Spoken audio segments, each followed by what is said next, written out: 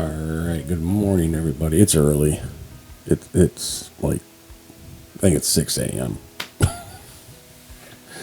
It is the 24th of July. I haven't done one of these in forever. I've just been so busy with my 9 to 5 job. And I also host side-by-side rides. That keeps me fairly busy. And then with the products, Megan Hunting products, it's like pretty much in every night ritual where I spend 3 to 4 hours packaging and making product. And that takes up my time. A lot of my time. Actually, today is my day off from my 9 to 5 job. And that's where I'm going to be because it's getting busy. Can't seem to find anybody that really wants to work. But anyway, a couple things. We're going to be at the Woods and Water outdoor show in Emily City, Michigan, Southeast Michigan. We're going to come with a truckload of products, a lot of free stuff. That is September 6th, 7th, and 8th. So I'll be heading down there for 3-4 days to do that. I really want to touch on a couple things today. It's basic knowledge stuff. It's just, hunting on state land sort of stuff. So let's get into it. All right, so I do the majority of my hunting on state land. It just seems that where I live, a lot of that private land is open hardwoods, open fields, and the bigger bucks that I tend to find are in a thicker cover in the cedar swamps and on the state land. So when we're out there scouting, and I guess my biggest question to you, if you're out there scouting and you come across a tree stand, do you just leave the area? Should you just leave the area? If somebody's there hunting, yeah, just get your butt out of there.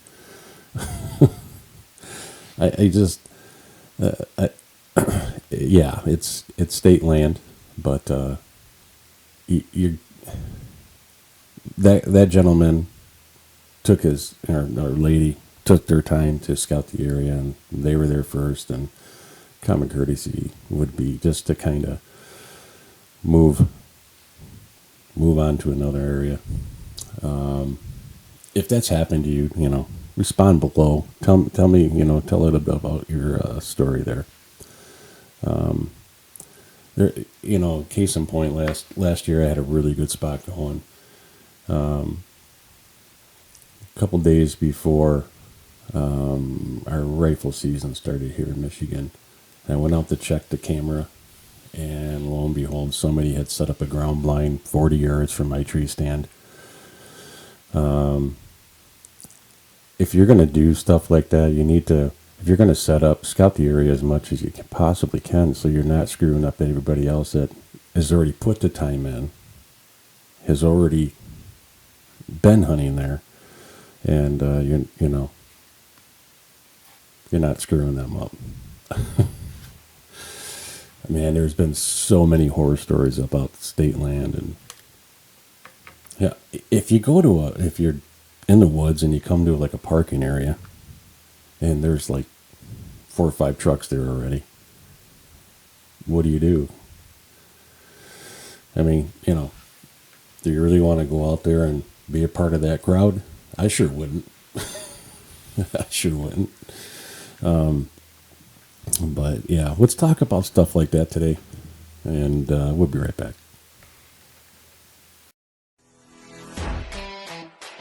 Every hunter out there wants deer coming into their stand, right? Why do we use full force hunting products? That's why.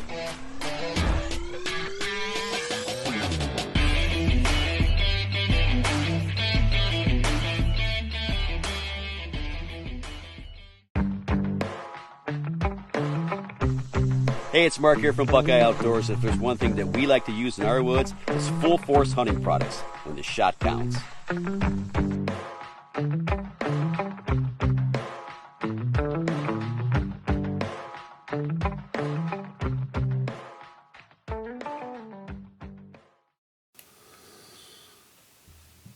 State land. It's that is a very tricky hunt, especially if they're you have other hunters around you, and it's so easy to tell that somebody else has come in and is hunting pretty close to you. You getting some nice bucks on trail camera, and boom, it just shuts off. Hardly any deer are coming. Meanwhile, for the previous 2-3 months, they were there like clockwork every day. That just tells me that someone is close, someone is baiting. But what can you do? It's state land, even though it's illegal to bait here in Michigan. I can't say they're not enforcing it. They are, but everybody is. Well, I shouldn't say everybody. I'd say the majority of people out there are. And they actually tried to reopen baiting here this past year here in Michigan, but that for some reason didn't go through, which is really kind of it's super odd to me, just because Wisconsin has from what I understand, has a really bad case of CWD, HD, whatever they have over there. And they have stopped baiting, I believe, the majority of the state. But the Upper Peninsula of Michigan, which is connected to Wisconsin, is allowed to bait. Explain that one to me, please. Lower Peninsula, no baiting. Please, someone explain this to me. I don't know what the state is thinking on this one. What's the difference between an apple hunting over an apple tree or hunting over a cornfield? We can have that debate all day long, and state of Michigan just doesn't see it the way the way us hunters see it. Anyway, off track there. Let's get back to state land. If you go up to state land, and you come across a tree stand, and do you hunt it? You're allowed to. Well, here in Michigan you can, but it's on state land. Everybody can use it. Would you? Comment below. I want to hear what guys have to say about that. A few years back, I walked into a spot, and lo and behold, there was a guy in there with his kid, and he come down. He got out of the tree stand. I was cool with it. I said, "Man, go ahead. I got other spots." I do. You already fucked it up. Go ahead. The dude smelled like Downy air freshener, man, or clothes freshener, whatever you want to call it. So, needless to say, I took that spot down right away, moved that stand. Yeah, gotta love state land. I'm curious how many guys like hunting state land over private. Here in Michigan, man, we got a ton of state land, just a ton. During bow season, man, you don't see anybody. Maybe one or two guys, but they're hunting away from you. Gun season, on the other hand, that's a different story. And when gun season rolls around, I just don't. I can care less. I'll hibernate for 2 weeks. I don't, not a big thing for me. I'd rather be out there with my bow.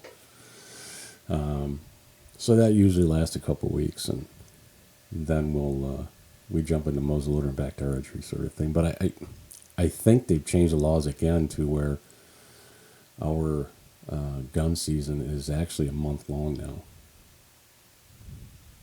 I don't. Whatever. They just want to kill off all the deer.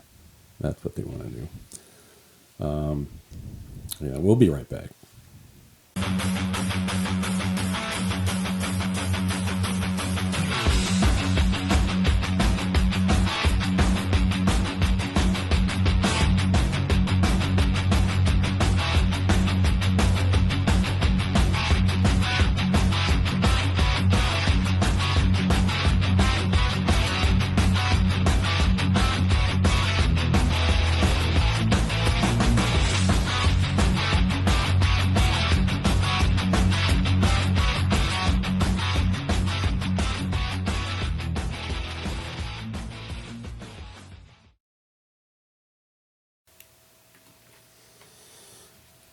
Okay, so the whole state land thing.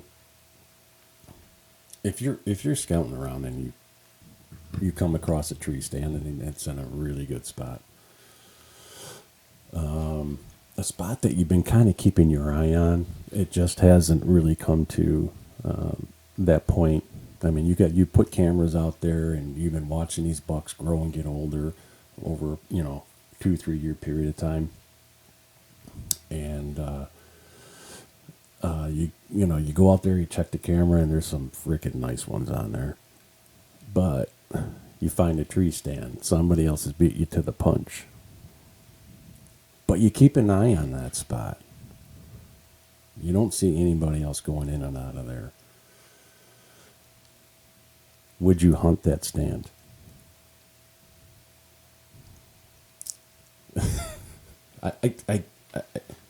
I would have to say I probably would. It's my right to. And if I also would, I'd probably hunt it the one time and leave the person a note saying, hey, I'm hunting your spot. And it's not that I haven't done that before. I have.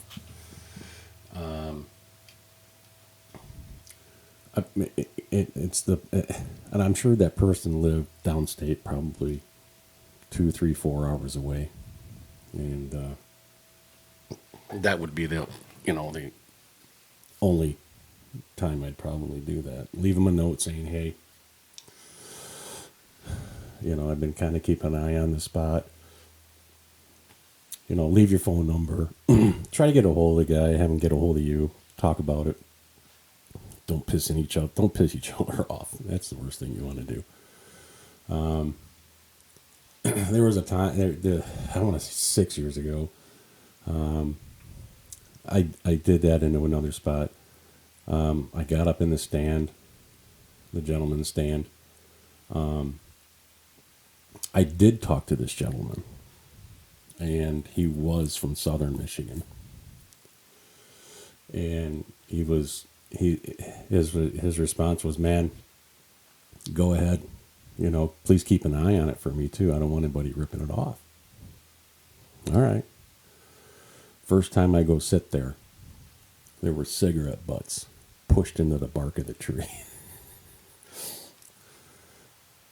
How long do you think it took me to get down? Immediately. Yeah. So when you're hunting somebody else's spot, that you just don't know who that person is and how they hunt. I'm not a smoker. I did smoke through my 20s and early 30s, and it wasn't until after I quit smoking that's when I really started knocking down some nice bucks. Not only there's going to be guys out there saying, "Well, I kill pit bucks. I kill them, I smoke, I'll light up and they come in." Whatever. You're just the gem. You're lucky.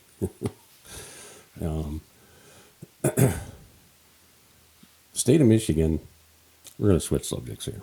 State of Michigan made some rule changes this year for the youth hunt and the Liberty hunt. The Liberty hunt is handicap people. They were allowed to go out there mid-September, was it? And hunt for 2-3 days. And God, a lot of them were successful, man. And just some nice bucks come out that weekend. And but it really, let me back up here. During that hunt, they were allowed to bait. So if it's okay for them to bait, why couldn't anybody else? So I believe they're not allowed to bait now, and I believe they can only shoot does, which a lot of people are happy about. Not that it's not a jealous factor. It's more of the whole baiting thing that really pisses a lot of people off. That hey, you can go out and bait, but even though the state of Michigan says no, we're going to stop baiting because of CWD, but it's okay for them to bait. It makes no sense what the state does here. It makes zero sense.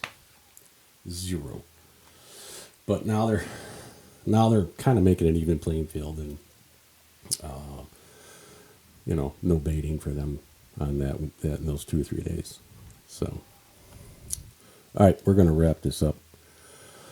I got to get out there and mix up some product, package a bunch of stuff, and we'll go from there.